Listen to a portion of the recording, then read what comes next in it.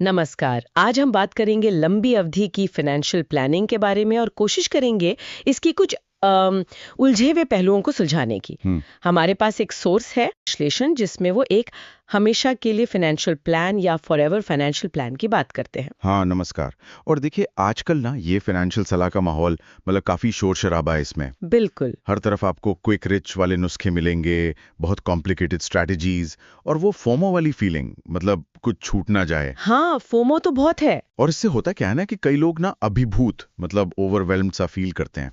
कभी कभी लगता है कि अरे हम काफी नहीं कर रहे हैं शायद। सही। तो आज इस बातचीत का मकसद यही है कि इस शोर से थोड़ा हटकर स्पष्ट और प्रैक्टिकल कदमों को समझें, जैसा उस वीडियो में भी बताया गया है। बिल्कुल। तो खुलते हैं फिर ये पिटारा।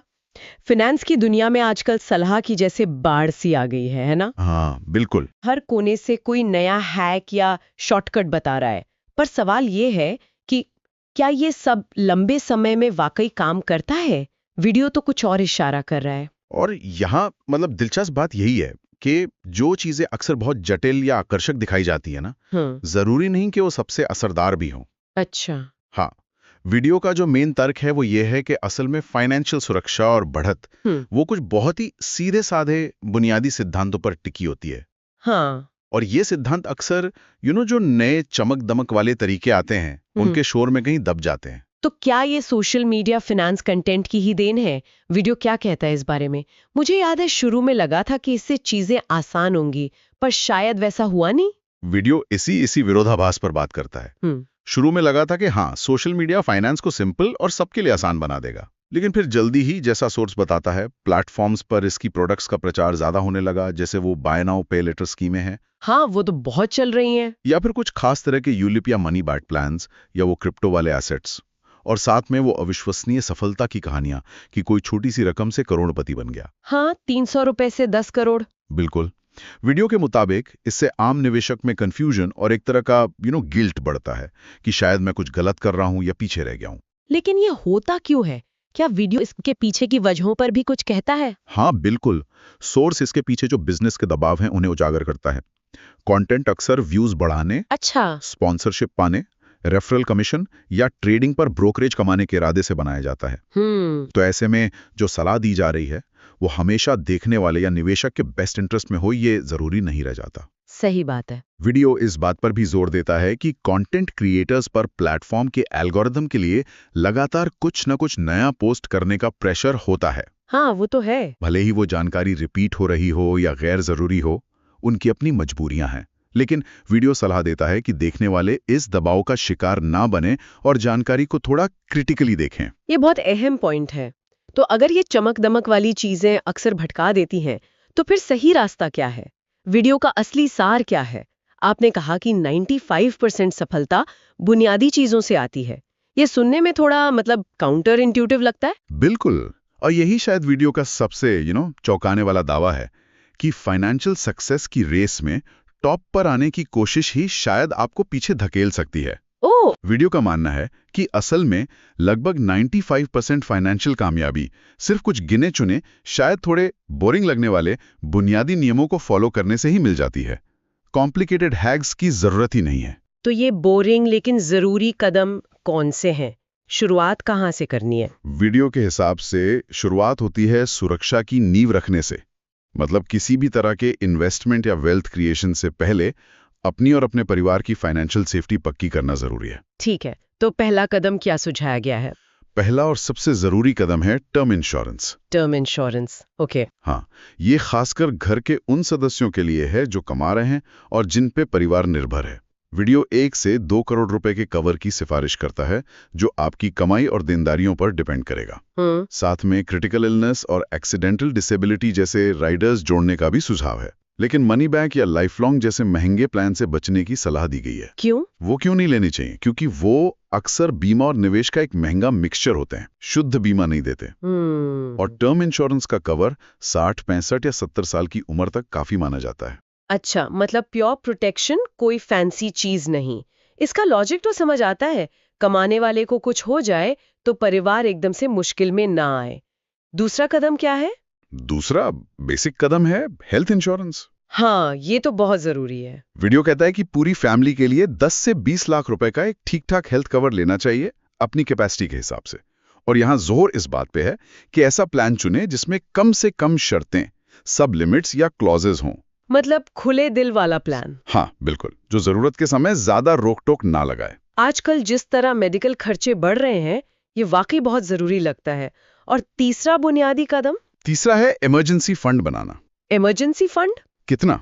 वीडियो कहता है कि घर के कम से कम 6 महीने के जो जरूरी खर्चे हैं, उनके बराबर रकम एक सेफ और आसानी से मिलने वाली जगह पर रखनी चाहिए। कहाँ रखें? बैंक में? हाँ, या तो ऑटो स्वीप फैसिलिटी वाले बैंक खाते में या फिर किसी सुरक्षित लिक्विड म्यूचुअल फंड में, जहां से जरूरत पड़ने पर पैसा तुरंत निकाला जा सके। तो ये 3 टर्म, इंश्योरेंस, हेल्थ इंश्योरेंस और इमरजेंसी फंड, ये एक तरह से सेफ्टी नेट हो गया। बिल्कुल। वीडियो का मैसेज यही है कि पैसा बनाने की इमारत खड़ी करने से पहले ये फाउंडेशन मजबूत होना ही चाहिए। सही। क्योंकि देखिए, कोई भी अप्रत्याशित घटना जैसे नौकरी चली गई, कोई मेडिकल इमरजेंसी आ गई या परिवार के कमाने वाले सदस्य की डेथ हो गई, ये आपकी पूरी फाइनेंशियल प्लानिंग को पटरी से उतार सकती है। हाँ, वो तो है। इसलिए किसी भी फैंसी इन्वेस्टमेंट या कॉम्प्लिकेटेड प्रोडक्ट में पैसा लगाने से पहले इन बेसिक चीजों को ठीक करना सबसे ज्यादा जरूरी है। वीडियो बार बार इसी सादगी और प्रायोरिटी पर जोर देता है। ये समझ आता है। अच्छा, तो सुरक्षा की नींव रखने के बाद अगला पड़ाव क्या है? वीडियो भविष्य के लक्ष्यों, मतलब गोल्स की प्लानिंग के बारे में क्या कहता है? हाँ, सेफ्टी के बाद आता है गोल बेस्ड प्लानिंग। मतलब अपने भविष्य के जो बड़े खर्चे हैं, जैसे रिटायरमेंट हो गया, बच्चों की पढ़ाई या शादी, उनके लिए पहले से प्लान करके इन्वेस्ट करना। इसके लिए वीडियो किन टूल्स या स्कीम्स का सुझाव देता है? रिटायरमेंट के लिए क्या? रिटायरमेंट प्लानिंग के लिए वीडियो नेशनल पेंशन स्कीम यानी एनपीएस अपनाने का सुझाव देता है। एनपीएस? हाँ, एनपीएस एक सरकार की तरफ से सपोर्टेड लॉन्ग टर्म सेविंग और इन्वेस्टमेंट स्कीम है। इसका मकसद रिटायरमेंट के लिए एक बड़ा फंड बनाना है और इसमें टैक्स बेनिफिट्स भी मिलते हैं। इसमें पैसा कैसे डालें, कितना डालें? आजकल ऑनलाइन कैलकुलेटर हैं जिनसे आप अंदाजा लगा सकते हैं कि आपको रिटायरमेंट के लिए कितने पैसे की जरूरत होगी और उसके लिए एनपीएस में महीने का या साल का कितना पैसा डालना होगा। एनपीएस को लेकर कुछ लोगों के मन में सवाल भी होते हैं, जैसे इसमें पैसा लंबे समय के लिए लॉक हो जाता है। क्या वीडियो इस पर कुछ कहता है? हाँ, वीडियो ये मानता है कि एनपीएस को लेकर लिक्विडिटी या रिस्क से जुड़े कुछ सवाल हो सकते हैं और इसके लिए वो अलग से डिटेल में जानकारी देखने की सलाह देते हैं। लेकिन रिटायरमेंट जैसे लंबे लक्ष्य के लिए इसका जो अनुशासित तरीका है और सरकारी सपोर्ट है, वो इसे एक अच्छा ऑप्शन बनाते हैं, ऐसा वीडियो का मानना है। और बच्चों के भविष्य के लिए, बेटी या बेटे के लिए? बच्चों के लिए वीडियो 2 सरकारी योजनाओं का जिक्र करता है। अगर बेटी 10 साल से छोटी है तो सुकन्या समृद्धि योजना एसएसवाई को एक अच्छा विकल्प बताया गया है। एसएसवाई? हाँ। एसएसवाई खास तौर पर बेटियों की पढ़ाई और शादी के लिए बनाई गई एक टैक्स फ्री सेविंग स्कीम है, जिसमें ब्याज दरें अक्सर दूसरी सेफ स्कीम से बेहतर होती हैं। और अगर बेटा है या बेटी 10 साल से बड़ी है? तो फिर पब्लिक प्रोविडेंट फंड यानी पीपीएफ का सुझाव दिया गया है।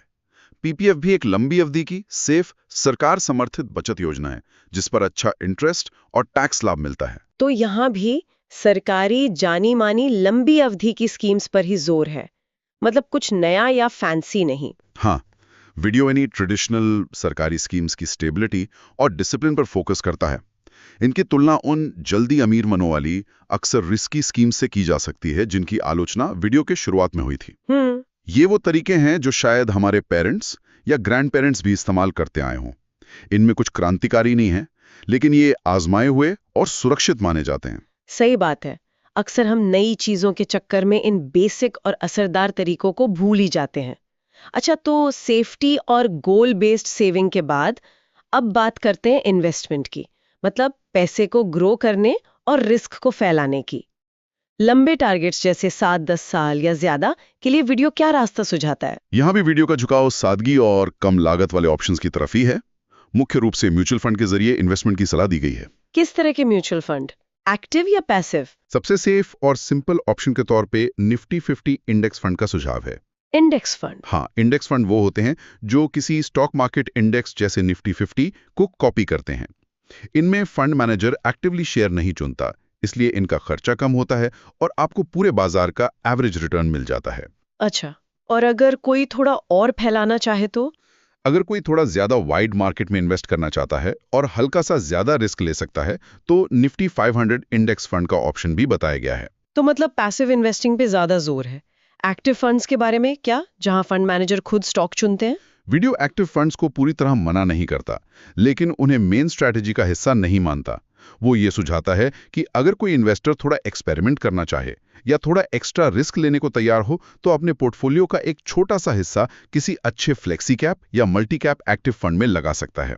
लेकिन फोकस इंडेक्स फंड पर ही है। हाँ, जोर साफ तौर पर कम लागत वाले इंडेक्स फंड्स पर ही है। इंडेक्स फंड के अलावा इन्वेस्टमेंट में और क्या शामिल करने की सलाह है? सोने का भी जिक्र था शायद। वीडियो सोने में निवेश को क्यों जरूरी मानता है? हाँ, गोल्ड। वीडियो सोने को पोर्टफोलियो में डाइवर्सिफिकेशन, मतलब विविधता लाने, और हेजिंग यानी रिस्क से बचाव के एक तरीके के तौर पर देखता है। वो कैसे? इसका लॉजिक ये है कि सोना अक्सर इक्विटी मार्केट के उल्टा चलता है। मतलब जब शेयर बाजार गिरता है तो सोना थोड़ा सहारा दे सकता है, और ये कुछ हद तक कंट्री रिस्क से भी बचाता है। अगर मान लीजिए भारतीय इकोनॉमी या बाजार अच्छा नहीं कर रहे, तो सोने का जो ग्लोबल भाव है वो आपके इन्वेस्टमेंट को थोड़ी स्टेबिलिटी दे सकता है। लेकिन फिजिकल सोना, मतलब गहने या सिक्के खरीदने से मना किया गया है, क्यों? हाँ, वीडियो सोने के सिक्के या गहने खरीदने की बजाय गोल्ड ईटीएफ यानी एक्सचेंज ट्रेडेड फंड में इन्वेस्ट करने को बेहतर मानता है। ईटीएफ? ईटीएफ मतलब एक्सचेंज ट्रेडेड फंड। ये म्यूचुअल फंड जैसे ही होते हैं, पर स्टॉक एक्सचेंज पर शेयर्स की तरह खरीदे बेचे जा सकते हैं। गोल्ड ईटीएफ की कीमत सोने की कीमत पर आधारित होती है। तो फिजिकल गोल्ड क्यों नहीं? फिजिकल गोल्ड में जीएसटी लगता है, मेकिंग चार्ज लगता है, जिससे उसकी कॉस्ट बढ़ जाती है, और बेचते समय भी पूरी कीमत मिलना मुश्किल होता है। गोल्ड ईटीएफ में ये एक्स्ट्रा खर्चे नहीं होते, जिससे वीडियो के अनुसार लगभग 10% तक की बचत हो सकती है। पहले सॉवरेन गोल्ड बॉन्ड एसजीबी को भी अच्छा माना गया था, पर अगर वो उपलब्ध ना हो तो ईटीएफ एक अच्छा विकल्प है। तो इन्वेस्टमेंट स्ट्रैटेजी हुई मेनली इंडेक्स फंड, निफ्टी 50 या 500, डाइवर्सिफिकेशन और सेफ्टी के लिए थोड़ा गोल्ड ईटीएफ, और अगर चाहें तो बहुत छोटा हिस्सा एक्टिव म्यूचुअल फंड में। कितना पैसा कहाँ लगाना है, इसके लिए क्या सुझाव है? इसके लिए videophinology.in जैसे ऑनलाइन गोल्ड प्लानिंग कैलकुलेटर इस्तेमाल करने की सलाह देता है। अच्छा। ये कैलकुलेटर आपकी इनकम, खर्चे, मौजूदा इन्वेस्टमेंट, लोन और आपके भविष्य के गोल्स जैसे रिटायरमेंट, घर खरीदना, बच्चों की पढ़ाई के आधार पर एक अंदाजन एसेट एलोकेशन बता सकते हैं। मतलब किस asset class, equity, debt, gold वगैरह में कितना इन्वेस्ट करना चाहिए। तो यहाँ भी एक सिस्टमैटिक अप्रोच पर जोर है। हाँ। लेकिन वीडियो किस चीज से बचने की खास चेतावनी देता है? सबसे बड़ी चेतावनी है बहुत ज्यादा ट्रेडिंग से, और खासकर फ्यूचर्स एंड ऑप्शंस यानी एफएनओ से दूर रहने की। एफएनओ, वो तो आजकल बहुत लोग करते हैं। हाँ, लेकिन एफएनओ डेरिवेटिव्स होते हैं। मतलब आप किसी शेयर या इंडेक्स की भविष्य की कीमत पर दांव लगा रहे होते हैं। इनमें लिवरेज बहुत ज्यादा होता है, यानी छोटे से पैसे पर बड़ा फायदा या बड़ा नुकसान हो सकता है। ओह। वीडियो इसे लगभग जुआ कहता है और बताता है कि इसमें ज्यादातर रिटेल निवेशक पैसा गंवाते हैं। फायदा होता है ब्रोकर्स और प्लेटफॉर्म्स का, जिन्हें हर ट्रेड पर कमीशन मिलता है। कम समय में बड़ा पैसा कमाने का लालच अक्सर भारी नुकसान करवाता है। ये हमें माइंडसेट वाले हिस्से पर लाता है। वीडियो में एक टॉप 1% बनने के जाल से बचने की बात कही गई है, ये क्या है? ये एक बहुत ही प्रैक्टिकल सलाह है। वीडियो का तर्क है कि फाइनेंस कोई रेस या कंपटीशन नहीं है जहां आपको गोल्ड मेडल जीतना है या क्लास में फर्स्ट आना है।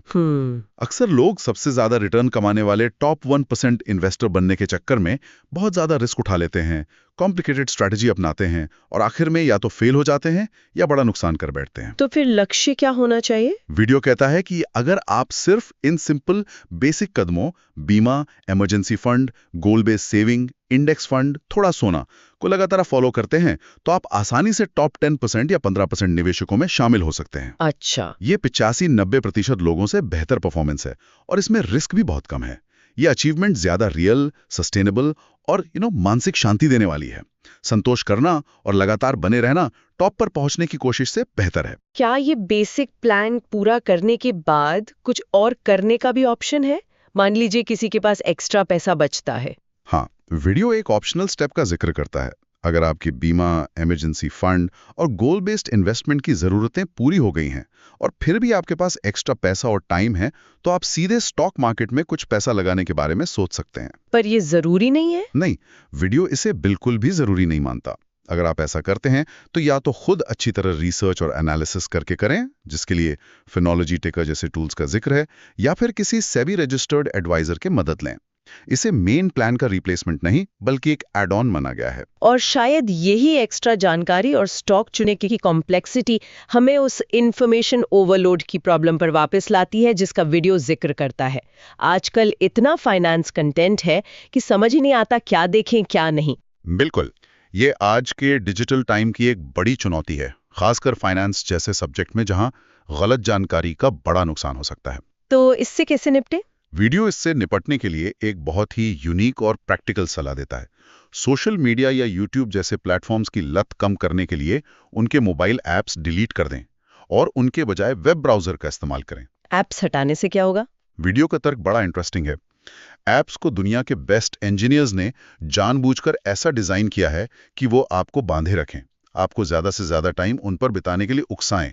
Notifications, endless scrolling, personalised feeds. हाँ वो तो है। वेब ब्राउजर से उन्हीं प्लेटफॉर्म्स को यूज करना थोड़ा कम सुविधाजनक, थोड़ा क्लंकी सा लगता है। अच्छा। ये जो मामूली सी असुविधा या फ्रिक्शन है, ये आपको उनकी लत लगने से बचा सकता है।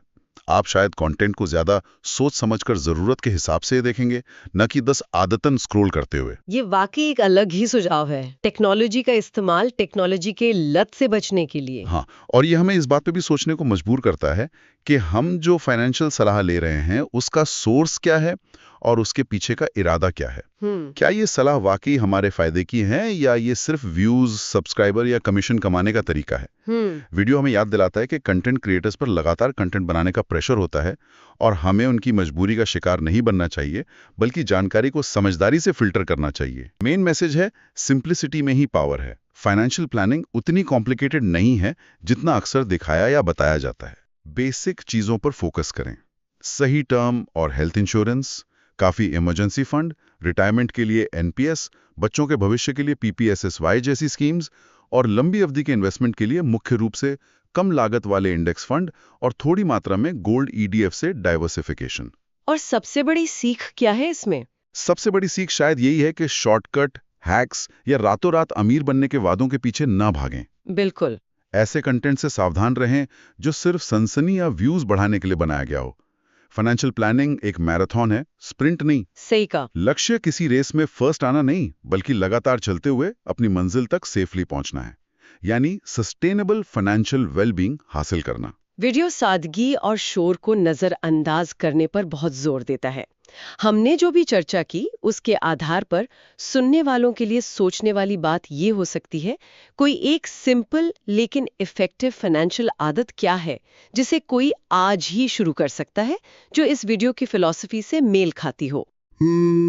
एक ठोस पहला कदम हो सकता है अपने मौजूदा बीमा काम और हेल्थ को रिव्यू करना। क्या वो वाकई आपकी और आपके परिवार की जरूरतों को उस तरह पूरा करते हैं जैसा वीडियो में बताया गया है? हाँ, ये अच्छा पॉइंट है। या फिर वीडियो की इन्वेस्टमेंट सलाह को एक्शन में लाते हुए शायद किसी अच्छे निफ्टी 50 इंडेक्स फंड में एक छोटी लेकिन रेगुलर एसआईपी यानी सिस्टमैटिक इन्वेस्टमेंट प्लान शुरू करना। एसआईपी? हाँ, एसआईपी का मतलब है हर महीने एक फिक्स्ड डेट को एक फिक्स्ड अमाउंट आपके चुने हुए म्यूचुअल फंड में ऑटोमेटिकली इन्वेस्ट हो जाना। अच्छा। ये कॉम्प्लिकेटेड नहीं है, इसमें डिसिप्लिन बना रहता है और ये लंबी अवधि में वेल्थ बनाने का एक आजमाया हुआ तरीका है।